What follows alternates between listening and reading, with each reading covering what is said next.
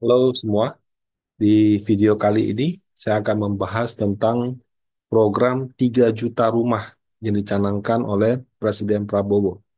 Nah, kira-kira ini akan menjadi peluang atau malah resiko baru untuk pasar modal. Nah, kalau dalam perumahan itu ada yang namanya backlog. Ya. Backlog itu adalah kesenjangan antara jumlah rumah yang tersedia dengan jumlah rumah yang dibutuhkan oleh masyarakat. Berdasarkan data 2023, di Indonesia itu mengalami backlog hingga 12,7 juta unit. Nah, 12,7 juta unit ini ibaratnya yang mau beli rumah ada 12,7 juta orang, tapi rumahnya nggak ada sebanyak itu. Tapi ya bisa rumahnya nggak ada sebanyak itu, atau mungkin rumahnya ada tapi orang nggak mau beli gitu. Ya itu kan sangat tipis perbedaannya. Em, Nah, karena backlog 12,7 juta rumah yang sudah ada sejak zamannya SBY, zaman Jokowi, dan kemudian melanjut ke Prabowo, muncullah yang namanya program 3 juta rumah. Nah, kalau saya tidak salah ingat, program 3 juta rumah ini pertama kali dikatakan mungkin akan difinance oleh Bank Himbara, Himpunan Bank Milik Negara, itu oleh adiknya Prabowo, yaitu Pak Hasim. Nah, sejak dia ucapkan seperti itu, market mulai mencerna seperti itu. Nah, ini good news atau bad news gitu ya. Nah, yang seperti saya katakan tadi, jadi waktu diskusi Danantara itu kan waktu dibentuk banyak pro dan kontra. Maka banyak sekali event-event sosialisasi yang menghadirkan menteri, direksi, eh, direktur operasi dan sebagainya untuk menjelaskan kepada publik tentang Danantara. Nah, dalam suatu kesempatan yang datang itu Pak Hashim gitu. Nah, kemudian disampaikan, oh ya, kemungkinan Bank BUMN akan entah diminta atau berminat untuk berpartisipasi dalam program 3 juta rumah. Sebetulnya program 3 juta rumah itu program apa sih?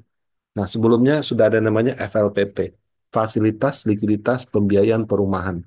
Apa bedanya 3 juta rumah dengan FLPP yang sudah ada? Gitu ya. Nah, Eh, kalau 3 BUMN garap 3 juta rumah, itu dituliskan Menteri BUMN Erick Thohir menugaskan 3 BUMN untuk mendorong 3 juta rumah program utama dari Presiden Prabowo dan Wapres Gibran. Ada SIG menyediakan bahan baku semennya, ada BTN itu memberikan skema pembiayaan khusus, kemudian ada Perumnas ya mengoptimalkan lahan-lahan untuk membangun model hunian terintegrasi. Ya mau bangun 3 juta rumah kan pertama harus ada lahannya dulu. Habis ada lahannya harus ada bahan bakunya. Ada bahan bakunya, orang mau kredit perlu ada finance-nya. Nah, kira-kira itu fungsi SIG, BTN, dan Perumnas. SIG ini apa mungkin Semen Indonesia kali ya. Ya, tapi nanti mungkin bisa dicek lagi dia punya sosialisasi yang lain. Nah, dari berbagai sumber, saya mencoba untuk eh, pakai Grok ya, AI. Dari semua AI saya cocoknya sama Grok, Meta. ChatGPT bagus ya, kadang saya pakai, kadang enggak. Tapi entah kenapa saya suka pakai Grok karena ada di Twitter yang sekarang namanya X. Nah, dari itu saya minta tolong dong buat kajian komprehensif apa bedanya FLPP dengan program 3 juta rumah ini.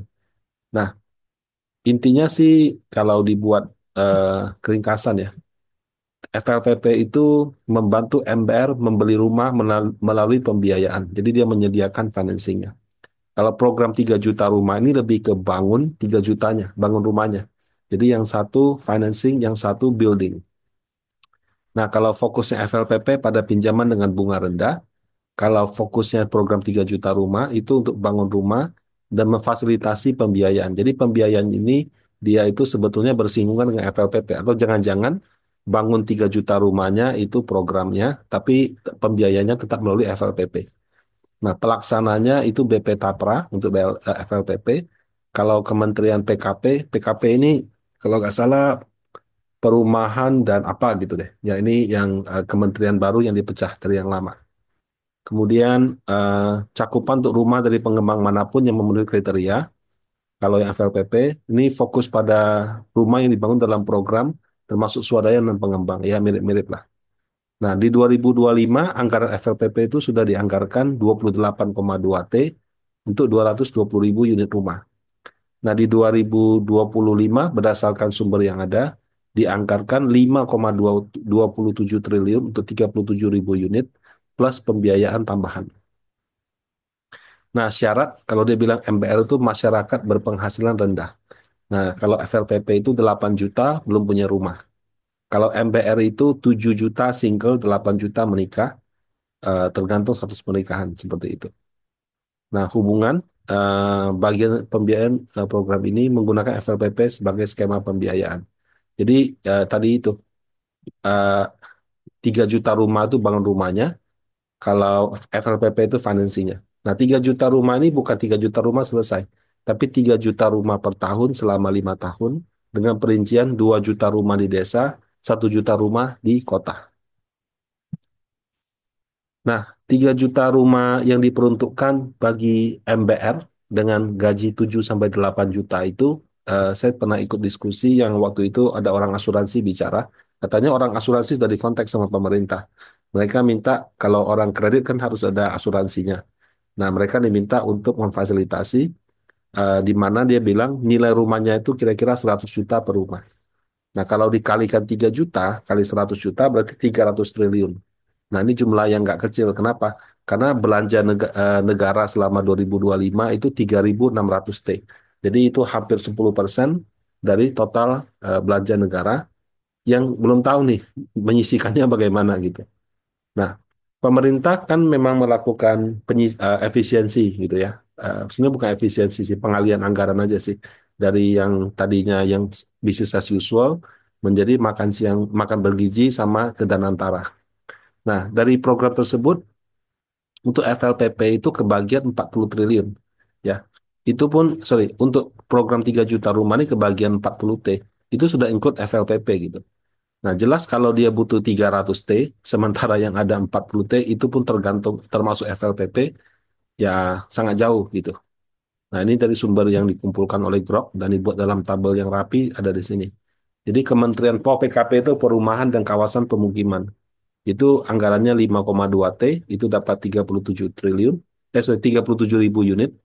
Kemudian FLPP-nya 28 T, subsidi bantuan uang muka hampir 1 T, subsidi selisih bunga 4,5 T, tapera 1,8 T, totalnya 40,27. Ya. Jadi sebetulnya kalau kita lihat eh, kalau 300 T ya masih jauh sekali gitu. Nah, untuk itu pasti perlu kerjasama dengan swasta. Ya. Makanya kan Pak Prabowo sudah ketemu sama konglomerat-konglomerat menyampaikan juga. Sebelum ini kan menterinya Pak Ara kan juga sudah keliling-keliling ke pengusaha, minta mereka bantu bangun juga gitu. Nah, kemudian eh, tidak hanya investor lokal, juga perlu investor asing. Dan yang sudah pasti kalau rumahnya udah jadi kan, kalau orang kredit harus di financing, itu pasti butuh perbankan. Nah, katakanlah gitu ya, kalau developer kan kita nggak tahu, karena kan tanahnya juga entah dari mana gitu. Tapi katakanlah bank diminta untuk ikut financing program 3 juta rumah ini. Mekanismenya seperti apa? Itu saya lagi berpikir-pikir. Apakah bank itu kasih pinjaman ke yang beli rumah via KPR atau dia kasih pinjaman ke developer dengan kredit modal kerja? Jadi kan kalau bangun 3 juta rumah, kalau satu developer kebagian bangun 100 unit rumah kali 100 juta itu kan 10 miliar. Kan tidak semua orang punya 10 miliar gitu. Nah, jadi apakah dia kasih kredit ke pembeli rumahnya atau kasih kredit ke developer propertinya? I don't know, gitu. Nah, kalau diberikan kepada pembeli via KPR, itu menurut saya bank itu baru nyaman kalau ada jaminan dari pemerintah atau dari lembaga seperti kalau di kredit kur itu ada namanya Jamkrindo gitu, Jaminan Kredit Indonesia. Nah, artinya kalau orang bayar terus macet dan dengan sebab-sebab yang masuk dalam aspek yang di cover, itu kreditnya tidak macet gitu. Tapi kalau misalnya tidak ada jaminan seperti itu, kan bank juga punya kewajiban menjaga kualitas kredit. Dia akan business as usual. Nah, kalau dia business as usual, dia pasti akan seleksi krediturnya. Ini mohon maaf sekali ya, yang gajinya di atas 7-8 juta, yang kelas menengah, yang orang bilang menengahnya bukan menengah atas, tapi menengah terhimpit itu, belum tentu dapat approval kredit. Apalagi ya, mohon maaf, yang MBR gitu. Jadi sebagai bank kan tentunya saya mau kasih kredit ke orang yang mampu bayar. Ya, salah satu kriteria orang mampu bayar itu ya harus gajinya lebih tinggi gitu. Kalau misalnya gajinya di level yang seperti itu, mungkin bisa bayar, harusnya juga bisa. Tapi kan kebutuhannya juga banyak gitu. Itu tentu menjadi pertimbangan bagi bank. Nah, kalau dia harus dipaksakan jalan dan jadi terpaksa dia kasih kredit, maka ada resiko NPL atau non-performing loan perbankan bisa meningkat. Nah, peningkatannya juga nggak tanggung-tanggung, 300 T kan. Kalau satu bank kebagian 10 T aja, kalau kredit macetnya 5 triliun, nah itu sudah 10% daripada laba bank besar di Indonesia. Jadi harus hati-hati ya. Alternatif lainnya ya kayak saya bilang tadi kayak KUR, kredit usaha rakyat itu salah satu program yang sudah jalan sejak lama, yang menjalankannya itu Bank BRI. Jadi Bank BRI kasih pinjaman ke ke mikro.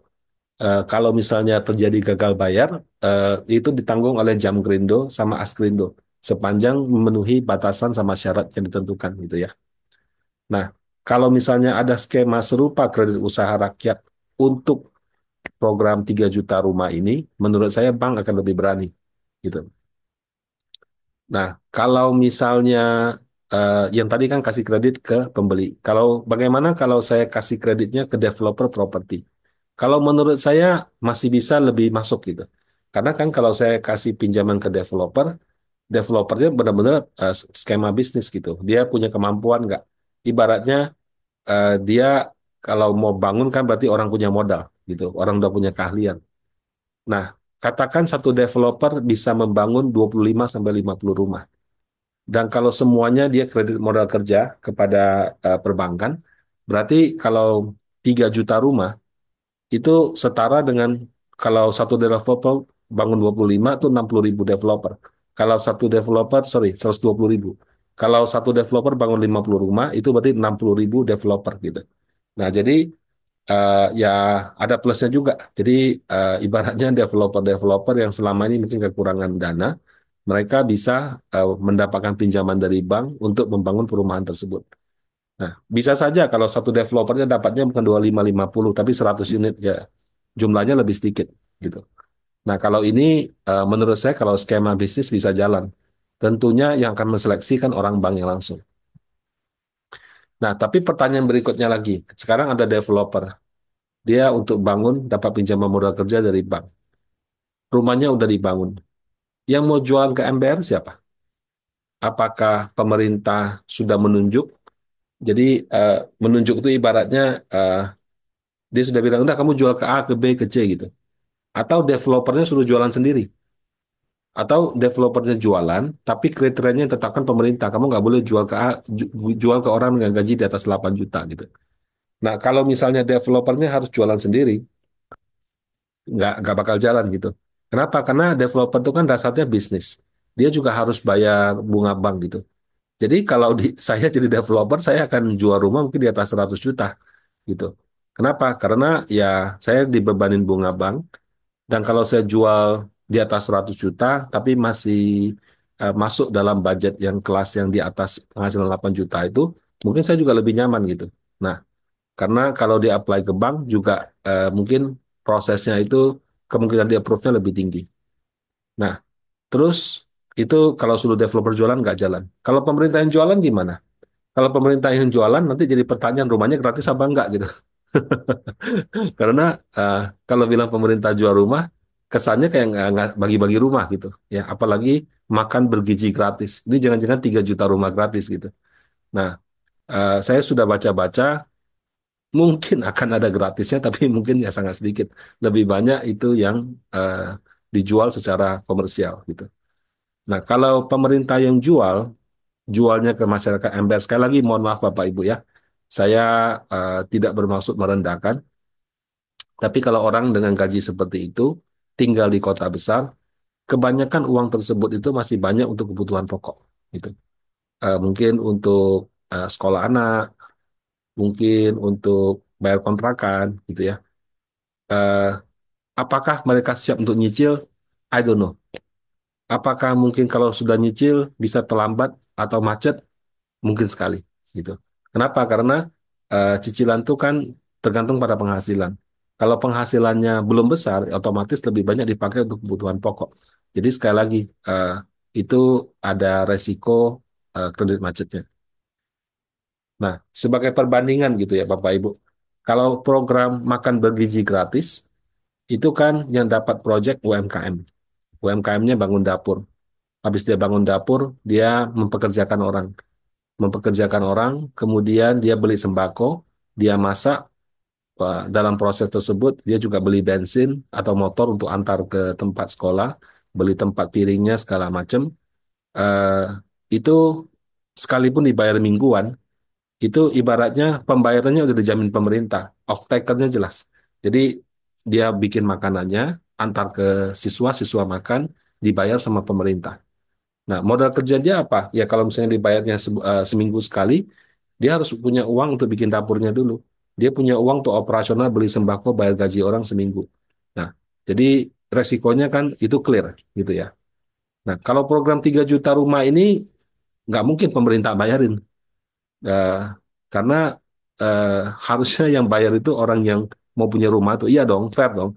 Di Singapura program HDB-nya sukses, House Development Board-nya sukses, orang punya rumah, tapi kan bukan pemerintah kasih rumah ke masyarakat. Dia jual rumah dengan harga subsidi ke masyarakat. Kemudian kredit di Singapura juga dipanjangin sampai cukup panjang. Nah, itu menurut saya jalan gitu. Nah, kalau di Indonesia, menurut saya kalau mau jalan, jangan dipatasi batas gajinya. Lebih baik kamu batasi di apa namanya, dia harus belum belum punya rumah seperti itu. Ya, atau kalau kayak Singapura, orang bisa mengajukan itu biasanya menikah. Jadi encourage orang untuk menikah seperti itu. Tapi mungkin agak beda ya. Kalau di Singapura kan dia aging society. Kalau di Indonesia kita malah jumlah penduduknya terlalu banyak. Kalau di kotanya aging society, di desanya mungkin tidak gitu. Nah, jadi ya itulah supaya sukses memang perlu banyak hal kita benahin gitu. Nah, kemudian kalau dia sudah beli rumah itu dengan skema FLPP, bunganya bisa 5%, kemudian jatuh temponya bisa 20 sampai 30 tahun. Nah, tentunya kalau yang beli adalah si siapa? Pembeli rumahnya langsung, cicil 20-30 tahun, developer nggak mau dong. Dia pasti maunya dibayar kontan dong. Di mana-mana kan kalau rumah ya developer ya dibayar kontan atau cash bertahap, tapi itu juga paling 1 tahun sudah harus lunas. Kan nggak mungkin dia tunggu dibayar 20-30 tahun. Nah, jadi eh, dalam prosesnya itu bank yang harus menjadi pemberi kreditnya. Nah, seperti itu ya. Jadi kalau dari skema yang ada menurut saya lebih make sense bank itu memberikan pinjaman bukan kepada developer tapi kepada si pembeli rumah itu. Nah, tapi kalau dalam hal ini ya resiko kredit macet ada di perbankan. Nah, kalau misalnya dari 3 komponen itu bank bilang, waduh, kalau saya harus syaratnya NBR mungkin akan sulit. Ya, mungkin jalannya juga setengah hati gitu. Kalau dia jalannya full 100%, masalah dalam pemberian kredit itu adalah paling gampang gini Bapak Ibu. Ngasih kredit itu paling gampang. Yang susah itu nagihnya. Nah, kalau misalnya ilmu manajemennya kurang baik, penagihan hutangnya kurang baik, apanya kurang oke, menurut saya itu resiko yang cukup besar. Karena kalaupun bank nanti menyita rumah itu, ya kan harus dijual juga. Nah, belum rumah yang bagus saja kadang-kadang jualnya susah. Apalagi mohon maaf rumah yang sederhana. Tentu kalau mau jual rumah, jual murah ya bisa gitu. Nah, jadi intinya bagi perbankan itu perlu ada manajemen resiko. Jangan sampai NPL-nya non-performing loans-nya terlalu besar karena kreditnya kurang hati-hati. Nah, kemudian untuk suatu perumahan bisa sukses, Bapak Ibu, itu nggak cukup cuma rumahnya. Akses ke sananya bagaimana? Nah, eh, kalau di Jakarta ya, nggak sedikit orang yang bersedia kos, sewa, kontrak dekat kantor. Kenapa? Nggak tahan bolak-balik 2 jam. 2 jam di jalan. Kadang-kadang lebih. Kadang-kadang mesti bangun jam 4 pagi. Pulang sampai rumah jam 10 malam. Seperti itu. Jadi daripada tua sama capek di jalan, nggak bisa ketemu sama keluarga dan anak, ya dia mungkin sewa. Ada yang kadang-kadang dikoskan di kos-kosan 4-5 hari, Sabtu Minggunya baru pulang gitu. Nah, kenapa? Karena kalau rumahnya jauh, aksesnya sulit, terlambat masuk kerja, jadi tidak produktif. Tidak semua kerja bisa WFH gitu. Dan kalau benar-benar kerja, menurut saya harusnya kerja di tempat usahanya. Nah, sekarang kalau yang mau bangun jalan, bangun akses, bangun sekolah, siapa? Nah, kan biasanya developer dong. Ya, kalau kita lihat developer di kota Jakarta kan, dia sekarang nggak cuma bangun apartemen atau perumahan. Dia bikin dulu tempat makan, bikin dulu sekolah, bikin dulu tempat ibadah. Sehingga ketika orang pindah ke sana, orang mikir, oh nanti kalau saya pindah ke sini, anak saya bisa sekolah di sini. Nanti kalau saya mau ke tempat ibadah, saya bisa ke sini. Kalau nanti saya mau olahraga, ada sport stationnya, seperti itu. Harus bangun fasilitas komplek yang lengkap gitu. Nah, semakin mahal komplek rumahnya, fasilitasnya juga semakin lengkap. Mulai dari ada clubhouse, mulai ada kolam renang, segala macam gitu. Nah, sekarang dengan rumah 100 juta, itu worth it nggak untuk bangun seperti itu? Nah, kalau nggak, berarti kan harus Pemda yang turun tangan. Nah, jadi kalau misalnya Pemdanya turun tangan, bangun fasilitas, sediakan bus, bikin apa, ya itu mungkin baru akan jalan. Jadi tidak mudah, Bapak Ibu. Nggak cuma sekedar bangun rumahnya, jual rumahnya, kasih kredit, selesai. Rumahnya juga harus menarik untuk ditinggalin. Kalau tidak tidak itu ya susah lakunya. Nah, pertanyaannya apakah rumahnya juga akan laku ya? Memang menurut saya eh, untuk bisa berhasil itu sudah pasti butuh banyak iterasi. Bikin, oh ya gagal, coba perbaiki, bikin bagus lagi gitu. Nah, tantangannya juga perlu orang yang mengerti detail. Ya. Kemudian bank juga tentu akan hati-hati. Kalau saya bank, saya mau ngasih kredit, kan saya juga lihat dulu perumahannya. Itu tempat jin buang anak atau bagaimana gitu. Nah, kalau untuk tempat jin buang anak, developernya komit nggak untuk bangun itu sampai jalannya bagus? Pemdanya oke nggak? Nah, kalau mereka oke, sekarang rumahnya masih 100 juta nggak? Karena kalau rumah di tepi jalan dengan fasilitas bagus kan pasti harganya nggak cuma 100 juta, bisa lebih gitu. Nah, jadi untuk itu eh, nggak cuma soal anggaran, tapi juga butuh eksekutor handal kalau bisa yang mengerti perumahan. Makanya dulu waktu bangun IKN itu salah satu direkturnya developer grup perumahan raksasa swasta gitu. Karena dia udah ngerti seperti itu.